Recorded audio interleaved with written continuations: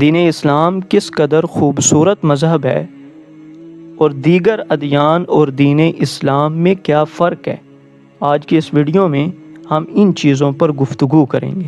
جہاں تک دین اسلام کا تعلق ہے، اللہ نے اس کو اس قدر خوبصورت بنایا ہے کہ یہ انسان کی فطرت کے عین مطابق ہے، یعنی انسان کی فطرت جن چیزوں کا تقاضا کرتی ہے اسلام بھی انہی چیزوں کا تقاضا کرتا ہے۔ مثلا انسان کی فطرت یہ چاہتی ہے کہ انسان پاکیزہ ہو، انسان خوبصورت ہو، انسان پاک دامن ہو، اسلام بھی انہی چیزوں کا تقاضا کرتا ہے۔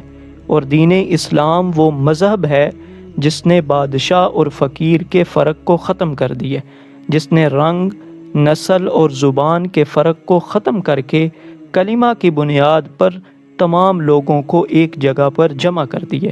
اسلام ہی وہ مذہب ہے کہ جو بڑے بڑے کاموں پر اجر و ثواب کی نویدیں نہیں سناتا، بلکہ یہ چھوٹے سے چھوٹے عمل کو بھی صدقہ قرار دیتا ہے۔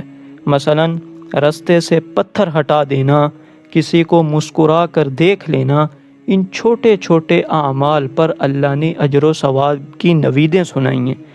جہاں تک دیگر ادیان ہیں، ان میں اس طرح خوبصورتی اور فطرت کے تقاضے پورے نہیں ہو سکتے۔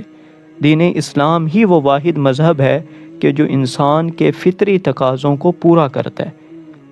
اگر ہم دین اسلام کے علاوہ دیگر ادیان کو مختلف اعتبار سے دیکھیں تو ہمیں دین اسلام ہی خوبصورت اور مضبوط دین نظر آتا ہے۔ مثلا اگر خالصتاً توحید کو دیکھ لیا جائے تو بہت سارے مذاہب ایسے ہیں جن میں اولاً تو خدا کا تصور ہی نہیں ہے۔ اگر کچھ لوگ خدا کو مانتے ہیں، کچھ مذاہب خدا کو مانتے ہیں، لیکن ان کے اندر بھی خدا کا تصور الجھا ہوا ہے، لیکن اسلام قل هو اللہ احد کا سادہ اور مضبوط پیغام دیتا ہے کہ آپ جب چاہیں، جہاں چاہیں، براہ راست اپنے رب سے گفتگو کر سکتے ہیں۔ اسی طرح کتاب کا تحفظ بھی دین اسلام میں موجود ہے۔ دنیا کے تمام ادیان، دنیا کی تمام مذاہب میں کتابیں وقت کے ساتھ ساتھ بدلتی رہی ہیں، لیکن دین اسلام میں قرآن مجید وہ واحد کتاب ہے جو 1400 سال سے اپنے ایک ایک حرف کے ساتھ محفوظ اور مضبوط ہے۔